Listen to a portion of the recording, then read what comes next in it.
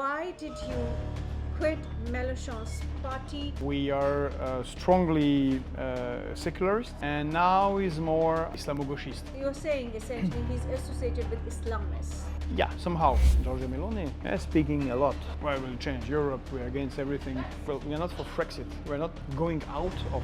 We want to destroy this organization. India has the size and the power to say to the United States, who would come to say, no, buy our planes, maybe we'll buy something to you, buy them back to Russia, back to French. We do as we want. But when we're in NATO, we have to follow one way. We went to war in Afghanistan. For why? War in Ukraine. It's due to the will, the absurd will of the United States. Don't try to have ask China or India to please do not buy Russian oil or gas. It's really, on that perspective, a neo-colonial way of seeing world issues. What is causing these rioting and violence on the streets of Paris? They are placed in areas where they cannot integrate. The case with Samuel Paty was beheaded was a shock for the country. Really nothing happened. France did have Islamist terror attacks. On this topic too, we have incoherent government. They are not unable to choose one direction, and the cancer is spreading. Why did you quit Mélenchon's party? Why are you not on the same side as him? He is in fact the biggest, the loudest opposition voice today in France, taking on Macron government, and in fact has also views about India. But first, why did you quit his party and why did you separate ways? For many reasons, but the main reason is because from my point of view, Jean-Luc Mélenchon and the France Insoumise changed their view on the French politics and especially on international issues and especially on the European issue. At that time, Jean-Luc Mélenchon was very critical over Europe, as it is right now with the European Union, and it was the famous Plan B in Europe, who was organized with other European countries opponent to this European Union. And the idea was we have to change this Europe or to leave it. Well, this is completely forgotten.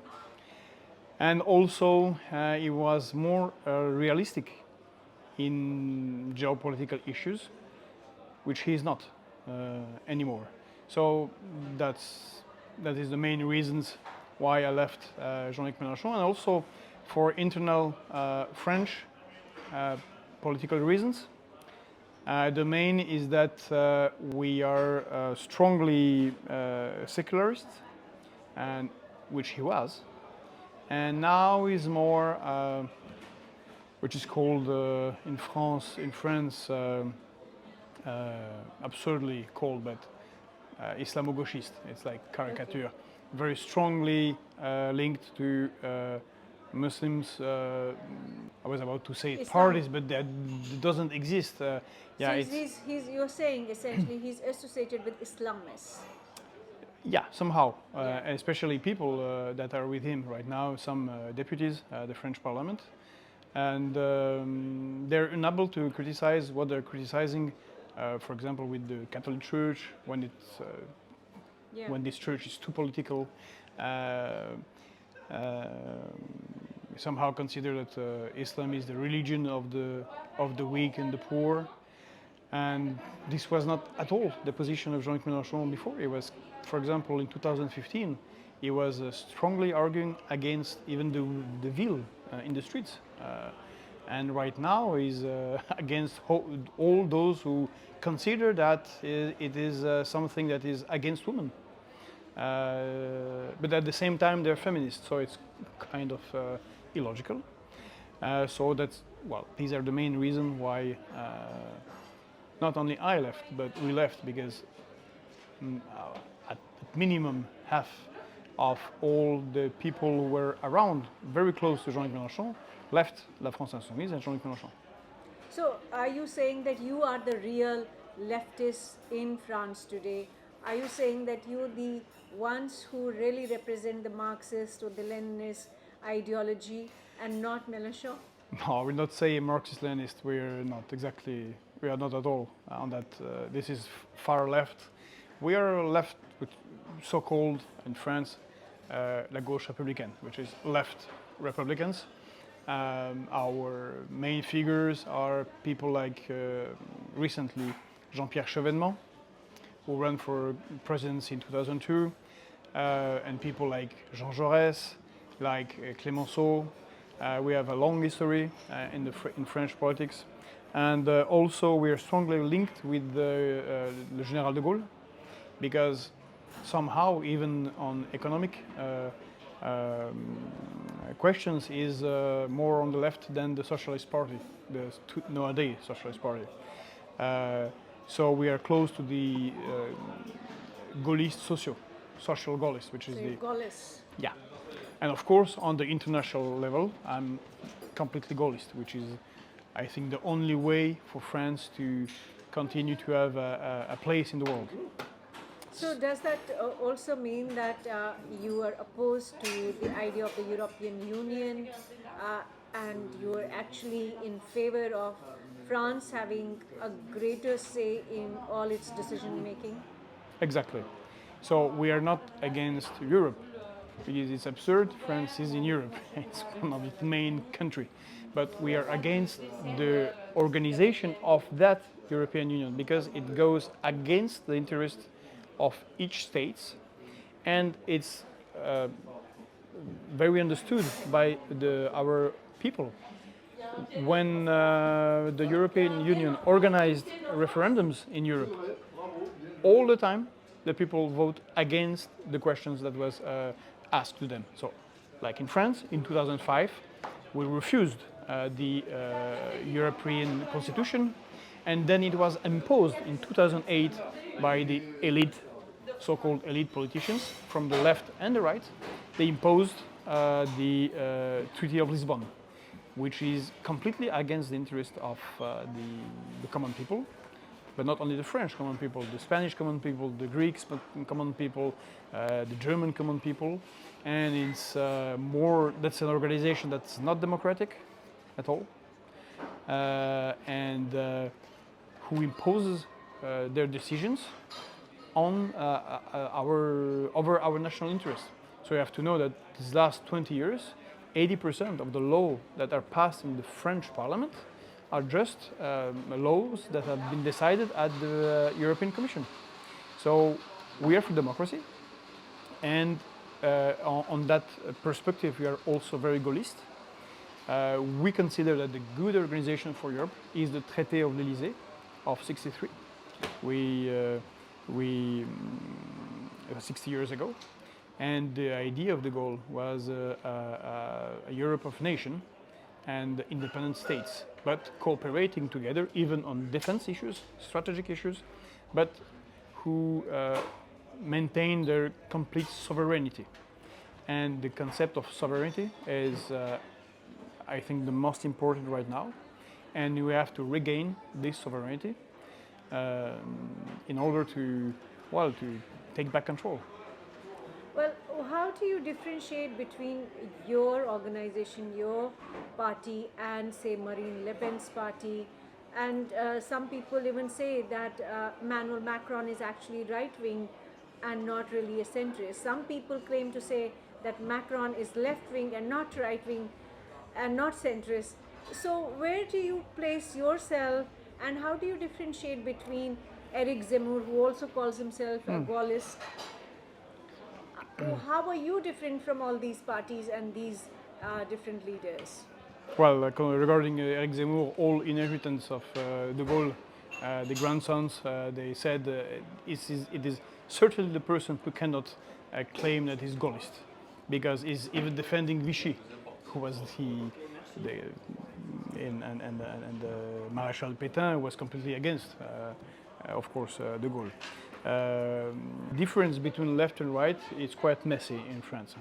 You have people who are at the right, they considered left by other people that are more on the right, and the same on the left parties. You have even people who consider that we are fascists. Yeah. because we want to regulate immigration, for example. So this is fascist. When you're, for some people on the left party, if you are secularist, strong secularist as we are, you are fascist. So it's completely absurd. It's more a mess, and it shows that things are shifting I think in European politics, but especially in French politics. And Macron initiated that. Macron officially was a minister of a left government run by President François Hollande. Yes. So he was left, yeah. But he organized his own power with people that were before on the right, like Darmanin, like his Ministry of Economics, Monsieur Le Maire, like his Monsieur Philippe Edouard, who was the first Prime Minister, and people coming from the left. The thing is that Emmanuel Macron had this idea to federate people that were left and right, but who were completely agree on some essential issues. They're more Atlantist, so they're okay to be under the US and NATO geostrategical views. They are not Gaullist, we're Gaullist. They are Europeanist. They accept to lose some of their sovereignty to something that is more over nations, like European Union. They agree for more and more privatization, destruction of the public service. And you have people on the left and the right that agree on all these things. And we represent, but unfortunately, because Jean-Luc Mélenchon changed his views in 2017, we have to reorganize everything and restart from the beginning. The idea is to federate people from the left and people from the right, but not those on the left who hate the French nation, and not those on the right who are racist, xenophobic, anti-Zionists, to federate them on the same basis, like, on the complete contrary of Emmanuel Macron, as Emmanuel Macron did. So we are for the French sovereignty. We consider that the good way for French is the way shown by the General de Gaulle. We consider that the actual European Union is not the good one. The good one is that proposed by the General de Gaulle, defended by Pierre Chevènement after him. So where do you place Marine Le Pen? She has so many common views with your organization. Yes and no. The problem with Marine Le Pen is that she is not. It's complicated. She represents a party that is called now Rassemblement National. It was Front National. She inherited that party from her father, who in the 80s he was completely Atlantist, pro-NATO, and super liberal in an economic view, pro-business, yeah, and for privatization. And they changed several times their program. So it's not right now. It's quite complicated to say what they will do if they seize power on an economic level. Also for Europe, in 2017, they were completely against. They wanted even to go out from the Eurozone. European Union. Not only European Union, but Eurozone. Eurozone. Yeah, everything. Yeah. Right now, this is very good. So it's complicated. And for me, these people, they are very alike, like Madame Meloni, Mrs. Meloni in Italy, Giorgia Meloni, or her very friend, Mr. Salvini. Yeah, speaking a lot. Why will change Europe? We're against everything. But at the end, they're supporting a super pro-European government in Italy. It was Mr. Salvini. And right now, Mrs. Meloni, she's completely Atlantist. And she went to European Union. Until that meeting with Mrs. Ursula von der Leyen, she was a fascist. And after that meeting, she is okay. She will do the politics as usual. Yes. And she is doing politics as usual. And I think that that will be a great drama in France. because there are strong possibilities regarding all the crises we have now, social, economic, geopolitical, energetic, that many people will vote for her. Why does your party blame the Atlantis? And what is your view about the United Kingdom, which actually moved out of the European Union? Brexit happened, and we now see that UK is not doing very well economically. One, what is your view about the UK? Also, what is your issue with the Atlantis? Okay. Well, UK is not going well for many reasons, especially the end of industrialization that started with Mrs. Thatcher and that was continued with Mr. Blair. And our economies are not so good neither. I think that even Germany is now in recession. Well, I don't think, it's true. So it goes bad for England, but I'm not sure that's only because of the Brexit. Plus, Brexit was implemented by people who didn't want Brexit. The interesting thing is in Great Britain is that they believed in democracy. So even those who are completely opposed to that Brexit, they applied it because the people voted for it, not on the contrary of France. So good point for them. But people who do not want to apply a decision will apply it in a bad way. And we are not for Brexit. Well, we are not for Frexit. We are not going out of. We want to destroy this organization and rebuild another one, as I told you. You want So to it's completely replace different. European Union with something else? What would that be? What I said to you is the Traité de l'Élysée of 1963, more or less. It's the main idea. So multilateral cooperation between states. The Gaullist idea to have cooperation rather, I mean, have independence of states, but not an authority. Yeah.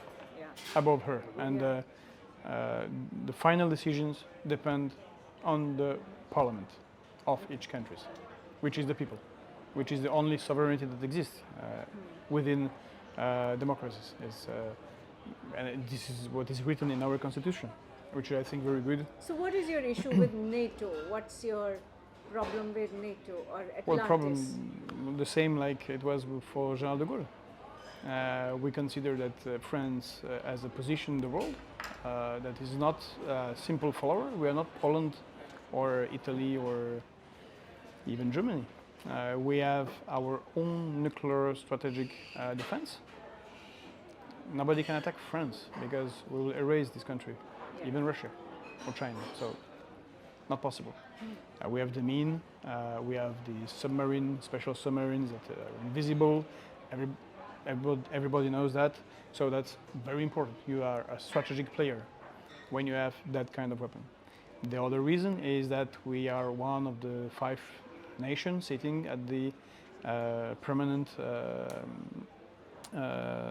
United Nations Security Council, in the United Nations. This is gives us, I think, rights, but also duties to other countries. And the good position for France is to be what is called in France a nation pivot, a nation that tries to facilitate relations between different powers and tries to ease things. So it's good. That's the good way for France when de Gaulle was the first to recognize China, the actual China. It's good when France is organizing his own strategic relation with India.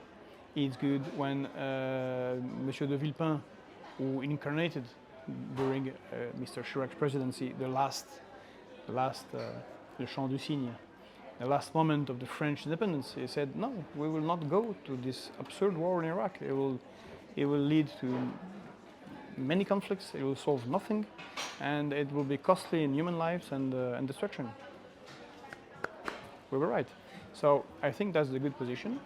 And since the moment the President Sarkozy, the so-called the American French president, rejoining the NATO command, we're not considered by our American partners are as respectable nation. Yes, maybe you That's heard, very, but very the shocking. NSA listened to our French President, Mr. François Hollande, with the help of even with the help of the German Secret Services. How can be acceptable among allies? It's not acceptable among enemies or neutral countries, but among allies, it's not acceptable at all.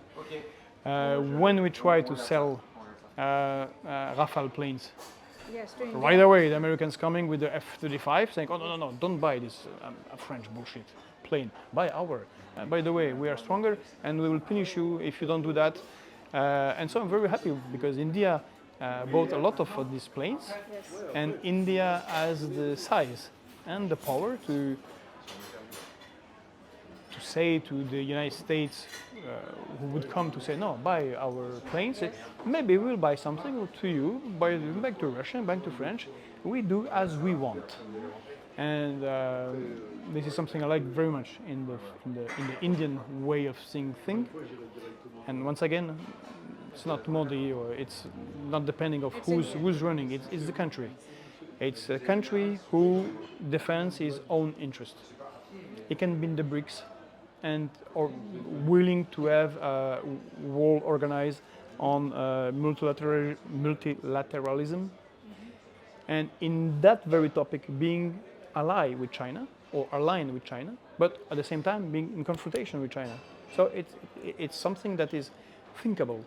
But when we're in NATO, we have to follow one way and do absurd things.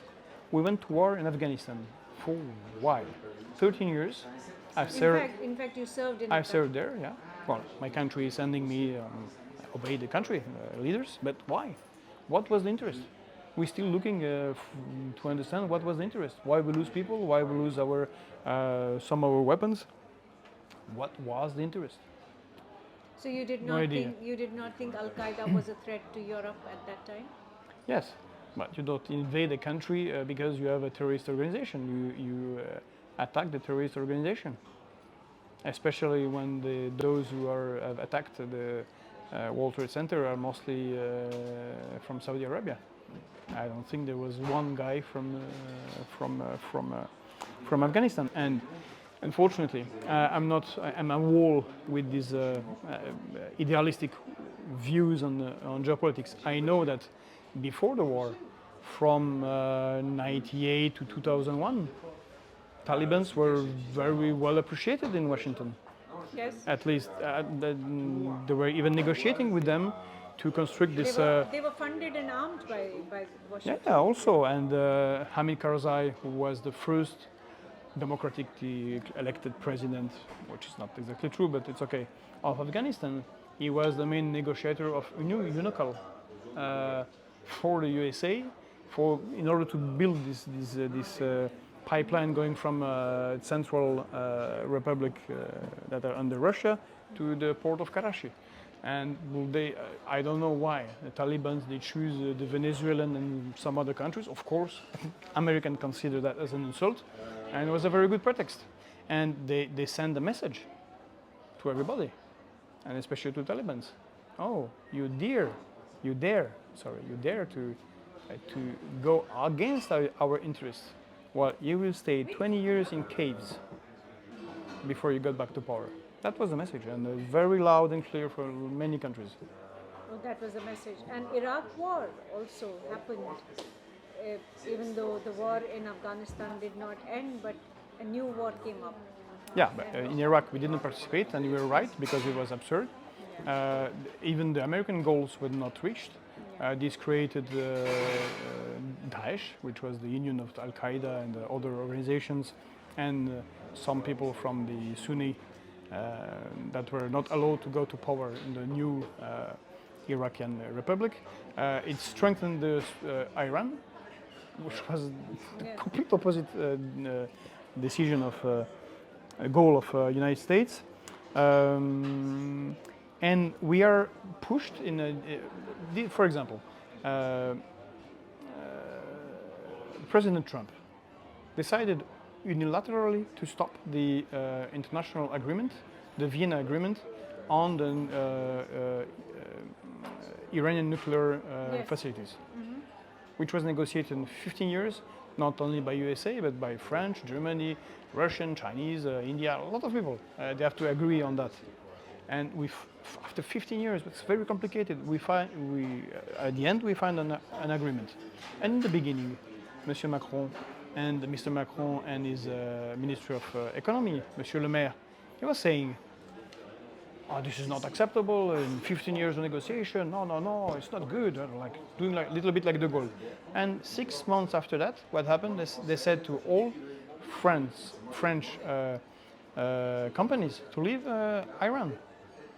And Peugeot was the main car dealer, for example, not only one. Total was going to dig with China the main reserve of natural gas in the world, and we left that. Yeah. Imagine how they were laughing in Tehran that 5 years after that, they were coming saying, oh, we would like to find more gas because we're not buying anymore the Russian gas, we would like to have another gas. Well, this is insane. That's why we're against NATO. We are not against the United States. And NATO is a military organization. We do not have continual same strategic interests like the USA. But we have economic, cultural, family, love interests, but not military. And But, we consider France should not be in any military alliance. But if I were to understand this from the American perspective, they would say that Europe cannot militarily defend itself from, say, Russia. Russia is an expansionist country. In fact, all the effort that is being put in to protect Ukrainians right now, with French also participating in it. What would you say to this argument if you are asked that Europeans, the French cannot defend themselves, and they ought to have the same foreign policy vis-a-vis Ukraine, vis-a-vis any other country which is getting attacked? Yes, once again, we have the means to defend ourselves. We have the only strategical army in Europe. We may have specific alliance with the European countries. We can protect them with our nuclear power. It's not completely insane. And plus, I consider, with many others, that the war in Ukraine is, of course, it's an invasion of Russia, but it's due to the absurd will of the United States to push NATO as far on the east as possible. And it's not me who's saying that. It's George Kennan, the guy who organized the containment of Soviet Union until 2008 when he died. He was saying, don't go that way. It will end with a war with Russia. We don't want that. Don't forget, it's a country that has 6,000 nuclear warheads. We cannot go against them. Well, we can, but everybody will die. And Ukraine is a dead end. And Russia is saying that since 2007. It's Henry Kissinger, who is still alive, who was saying you should not go that way. It's John Marsheimer, which is the leader of the realistic geopolitician in the United States. So if nobody pushed Ukraine to join NATO, there would be no war at all. So the Americans, they put us in a very complicated situation. France was the first investor as a foreign country in Russia. More than 530 companies, and huge ones. There also, Total was digging the Yamal field, the very field that is sending gas to Europe.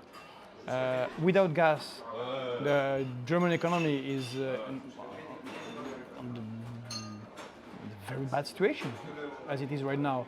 And even companies like BMW, Mercedes, or Volkswagen are leaving some part of the production and they're going to the United States. So it's an economic war against Europe. How is that beneficial to Europe? For what? We don't see the reason. In 2017, with Jean-Luc Mélenchon, Jean-Luc Mélenchon in he almost reached the second round, and he was winning all the debates between the 11 candidates. And he was always saying, in the beginning, people were asking, why are you saying that? He was saying, we should organize an international a meeting under the regulation of OSCE. It's the Organization of Security and Cooperation in Europe. Yeah. Okay. Okay. In order to find a solution for the border problems and to set a deal peace in Europe. And if we don't do that, there will be a war. 5 years after that, we have a war. So that was a good position. And United States were pushing. And even now, you have in the United States a lot of people, even in the Pentagon, saying we're going too far. Our main problem is China. We are emptying all our reserve of weapons. Ammunition and shells. We do not have the capacity to produce them on that level as it is used by the Ukrainian army. Considering now that Ukraine will win against Russia is completely insane. We are just continuing a war for the benefit of Mr. Biden, who wants to be elected in 2024. But where is the benefit for Europe? And I'm not speaking of the Ukrainians, because this will end. Is it already a nightmare for this poor country? Dozens of thousands are dying, destructions, and I don't know who will rebuild it. And I even don't know who will pay what they're using, because if they do not win, which we're winning against Russia, once again, not Serbia. If they're not winning, nobody will pay all that money that was sent to and weapons that were sent to Ukraine. So I do not agree. Without United States, there would not be a war. Are you saying that the Macron government, all the governments in Europe who are actually participating in the war, they're not really interested in the welfare of Europe? They are aligned on the US interests. And I guess they're not completely irrational. And no, it's not irrational, of course, but I think they choose the wrong way. If you remember the beginning of the war, I'm pretty much sure, but a historian will tell us, I'm pretty much sure that the goal was to train Ukrainian army to hold on 6 months against Russia. And they did it very bravely and on the surprise of everybody. And the idea is that during these 6 months, with our economical power, the sanctions, the Russian economy will collapse.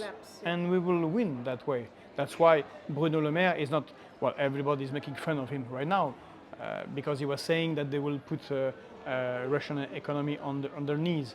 But I think it was something that was calculated, and they thought that they will succeed. As the Russians thought they will succeed in conquering Kyiv in 2 weeks, which was not the case.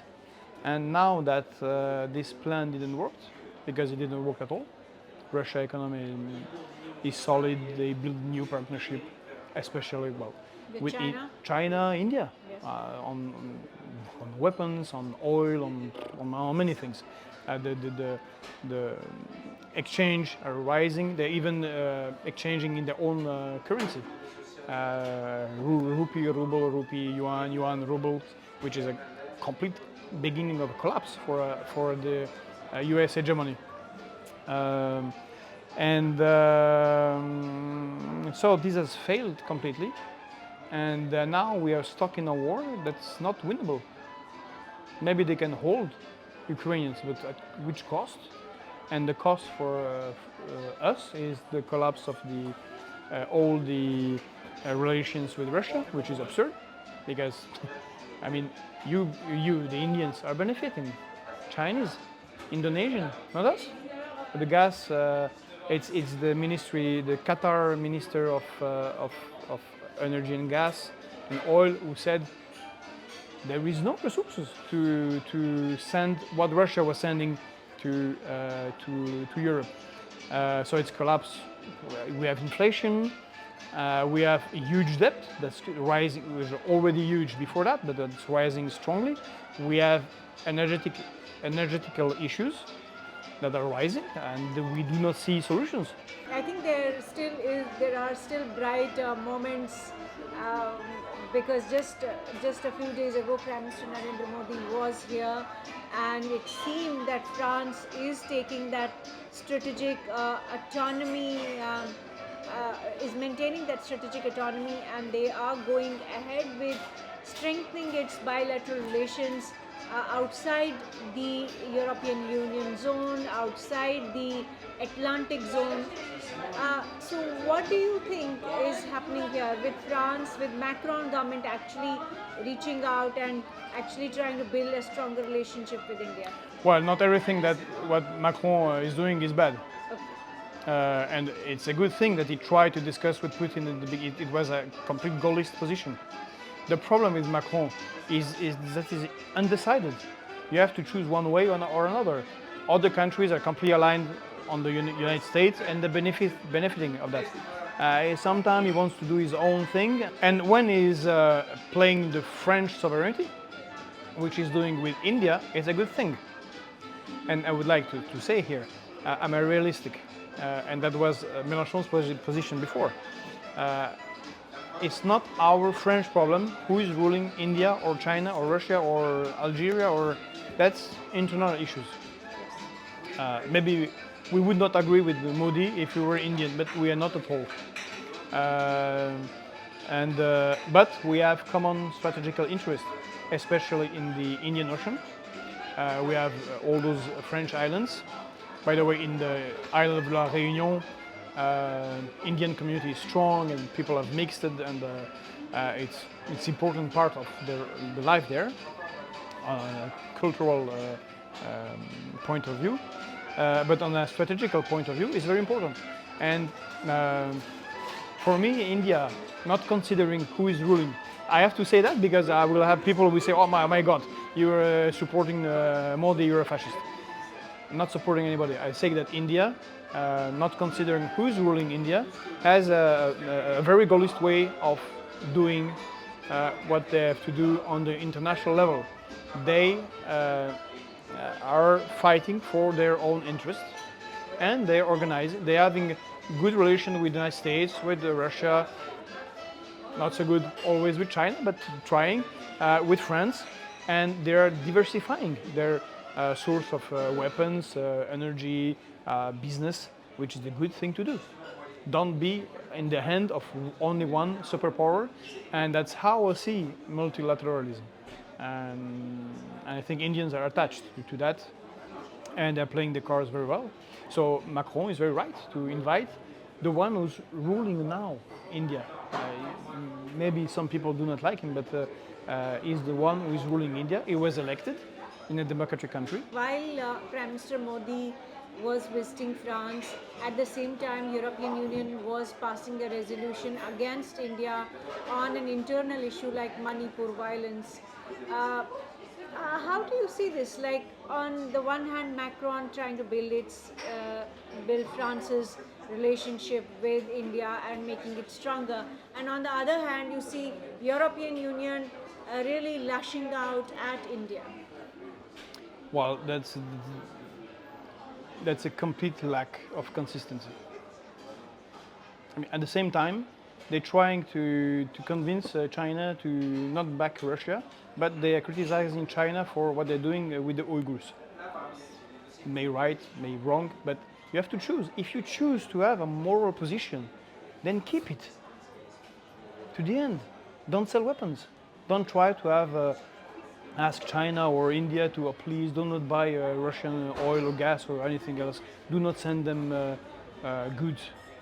It's completely logical. You cannot criticize a country, and it's somehow, it's really, on that perspective, a neo-colonial way of seeing world issues. In November, I was in Guinea-Conakry. I've met the Ministry of the new Ministry of Budget. That's very interesting because there was a lot of Chinese, even Chinese worker, and you have all these boats. They're fishing all the fishes, and not far from Conakry, and local fishermen are not happy. And I'm asking, are you not afraid of the Russian and Chinese imperialism? And he said, I'm not stupid. We are not stupid. But the good thing with the Russian and the Chinese is that they are business oriented. We know they're saying what they want. They want this mine, they want 20%, 30%, they will fish there. We know what they want. And above all, they're not giving us any advice to how we have to rule our country or to live our lives. But you, well, I was the you, all the West. It's funny. You are coming with your idealistic views. You should do democracy like that. You should live like that. You should have this type of relation with women, this type of relation with men. But in fact, behind, you have business goals that we are not saying, and that's the issue. And that's why France has so many problems in Africa. All these countries are now strong, especially India and China, but also other countries, South Africa.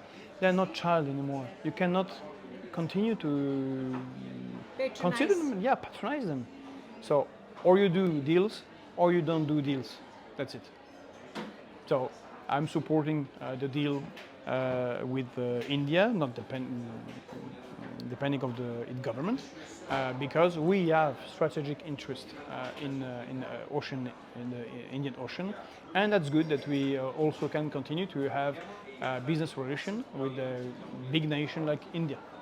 That will continue after Modi, like Russia will continue after Putin, like China will continue after Xi, and like everything will continue after all those who are ruling right now. You mentioned earlier in this conversation that your organization has a point of view on immigration. One, what is that point, and why do you have such views on immigration? Well, once again, these were the same views of Jean-Luc Mélenchon in 2017, and there are the same views of Sarah Wagenknecht, who is one of the main leaders of the party Die Linke, and is very criticized, but also very appreciated. It's simply that we consider that there should be a regulation. You cannot open borders for money and for people, or it will end to a collapse. Each country has its own culture, its own way of seeing the world, which is completely different. Well, France is different. It's not India at all. It's not China, and it's not even Germany or Spain. It's different. And when you have too many migrants, but you don't have the means to take care of them, which is now the situation. I mean, streets are flooded with people that will not have jobs, that came here thinking, oh, I'm coming to the paradise, and at the end they finish on the street with drugs, with violence. They become also violent. It's not acceptable. Plus, we are taking the brains. I love very much Thomas Sankara, who was the leader of Burkina Faso, the country of the incorruptible man. And he was saying, you're not only taking our resources, you're taking our brains. How will develop if you take our people? Here, everybody, it's nice to have doctors from Algeria, Senegal, Romania, but they're not helping their own country, where they've been formed, trained, educated. So it's a problem. This is not being internationalist, and I am internationalist in an old fashion. I am for the good development of countries and good relations, not stealing things from people. I consider that's the bad way. You will benefit from it for a few years, few decades, and then you will have strong enemies for decades. Immigration has to be regulated in the good for France and for the countries where people are coming from. It's very funny because United States, they are taking a lot of people, engineers and scientists from India and China. And as you heard right now, a lot of Chinese are going back or leaving America because of this hysteria against China, because of Taiwan issues. This is also a problem. When you start to take the minds of other countries, you don't produce your own and you become fragile. And this is what exactly is becoming in our countries, and especially in France. We have less and less. And this is a huge problem that people do not really understand. We have less and less our own engineers, own good technicians, our own good workers in many fields. There are things we cannot produce anymore. And that's a problem because when some countries like India will understand that they can produce everything and we cannot do it anymore, well, then we become the fragile that will be patronized by the strongest. Yes. What is your view of the recent rioting and violence in France? A lot of immigrants that I spoke to, they said France does not have a very robust justice system for the immigrants, that France is very hostile to immigrants, ethnic minorities. Do you agree with that point of view? No. What is causing these rioting and violence on the streets of Paris? Yeah, I disagree completely with that point of view. From what I know, and I lived in many countries, France, at least among Western countries, is the less racist country in the world. And many people have come to France since the beginning of the 20th century. And many are coming. And most of them, they are not rioting.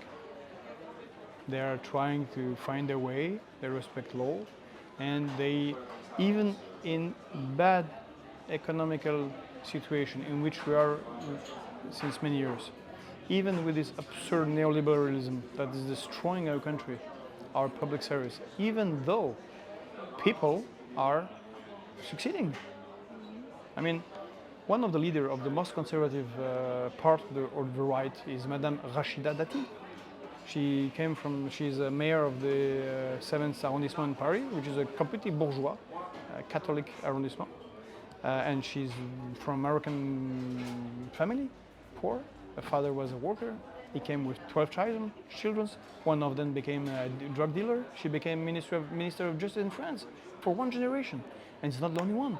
We have people in police, generals in the army, businessmen, Yes, I saw doctors. That on the Bastille parade. I actually saw a lot of immigrants were part of the parade. Yeah, and this change, if you knew France like even 20 years ago, it was completely different. So now they are integrated, and most of them, they're integrating into France. I'm living in one of the suburbs of Paris, not in South Paris, not the most violent one, but it was complicated, and still it's mostly migrants, mostly people who were not poor but were at the verge of poverty. Well, we had some riots, but most of the people were disappointed with that because these idiots, they're destroying, they're not attacking, I don't know, rich areas in Paris. They're attacking their people living with them, and it's a minority, and it's not always migrants. So what happened during the it's people that are born here, and somehow they do not integrate, while the others are integrating. And those are French guys, most of them. And many of the rioters somehow are linked to drugs, which is a big problem. I don't know how is it in India, but this is rising. These are complete areas that we have lost control, under criminal control in this country, and the problem is drugs. And the fact that with the desindustrialization of the country, we do not have good jobs for people that are coming from the proletariat, people that could be workers. So we have this insanity that we are bringing people for whom we cannot give jobs. So what they will do? They are placed in areas where they cannot integrate because you don't have very good services, you don't have very good schools, you don't have what is needed, even if it's okay, but you don't have enough, and you're surrounded by people like you own. And we're organizing that. Oh, people with Mali, oh, put them with the people coming from Mali. Oh, people from Pakistan, put them with the people coming from Pakistan. This is absurd. It's not the French way, it's an American way of communitarism. Our way is to mix people and to integrate them with jobs. And we don't have that. And of course, in some of these areas, well, we have young people. This does not excuse them, they're criminals. But no job, no future. In fact, France did have Islamist terror attacks. We had like some of the biggest, in fact, the worst terror attacks, whether it was connected with Charlie Hebdo or the attack in Nice.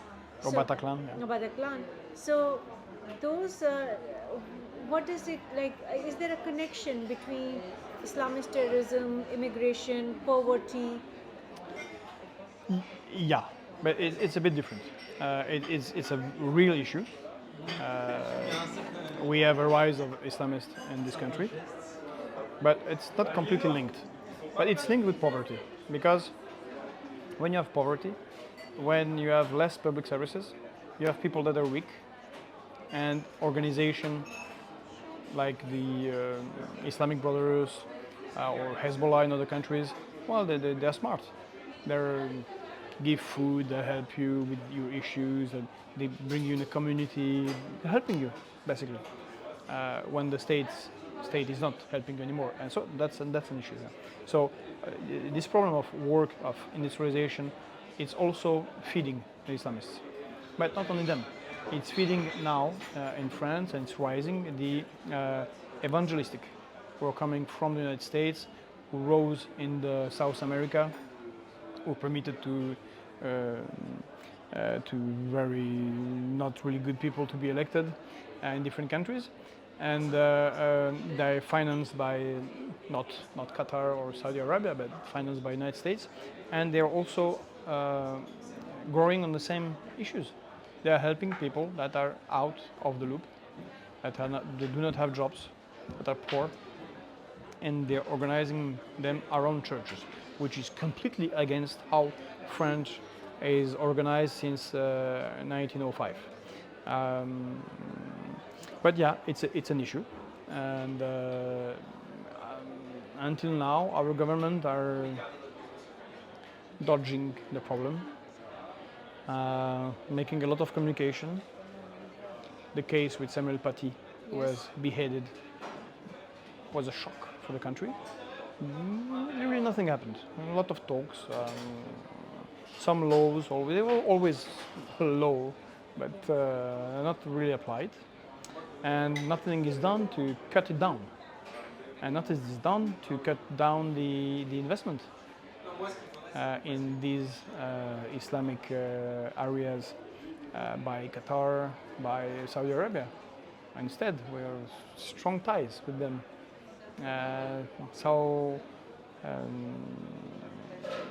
On this year, topic 2, we have incoherent government. They are not unable to choose one direction, and the cancer is spreading. But I think the worst of it is the one with the criminals and the drugs. And when you have these riots, well, mosques are also in a lot of areas, especially where they're strong. They are there are those also who are bringing the calm back, because the rise of this organization, among the Islamic organizations, you have a very short percentage who are completely violent and crazy, who want to do attacks on Charlie Hebdo, Bataclan. But most of them, they want to do it peacefully, quietly, and convincing people and be there. And these guys, they do not like riots, because riots can change the policy of the government. But good for them, it didn't change anything once again.